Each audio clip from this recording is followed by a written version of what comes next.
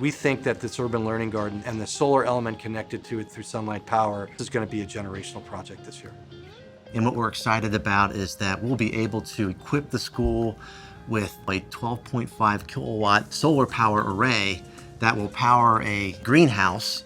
And in a way, not just helping the students, but also the school, because the utility burden of running the applications inside the greenhouse will be run by the solar power system. So the school doesn't have that energy burden to cover. The students can learn about STEM and those related topics in their living classroom at the greenhouse and the Urban Learning Center. It's something we can all be excited about here in Cincinnati.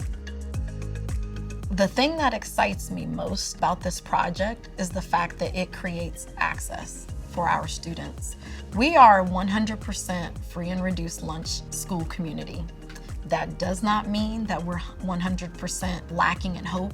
It doesn't mean that we are 100% not going on to higher education and great things for, their families and their communities alike. But to create something like this that allows them to have access to fresh and healthy food, that creates community engagement around excitement about the sciences and STEM learning and things like that, is absolutely remarkable. What's really neat about this is that, beyond just the STEM opportunities for learning, there's going to be an economic component of this. So I'm designing a curriculum right now so that those students are not only growing veggies and plants and things like that for their community, but they are also going to engage in the sale of those. This will be a lifetime of learning, and this impact will go far beyond what you and I will see here. Typically we bring in volunteers for overseas projects. It's a little more complicated because of the travel involved. Being able to, equip a school here right in our hometown is pretty special. It's easier.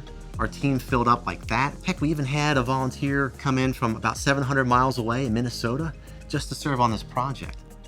My name is Rob Schultz from Minneapolis, Minnesota. I always like to get into the community, whether it's at home or anywhere that needs some help. And the fact of having renewable energy going into it to be self-sufficient is something that I value. And what excites me is putting energy into the community and a multitude of aspects there.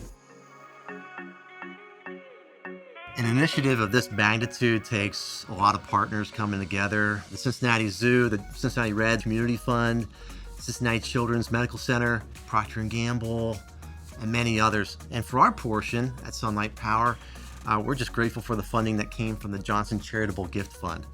When I think about this project and the commonalities we have with even our own hometown of Cincinnati and places like Honduras, the common thread is there are people out there in the places we serve that all they want to know is that there are people out there that care. And what I hope comes out of this is that the folks here in Avondale, at Rockdale, they see that there are people out there within their community that really care about them. They love them.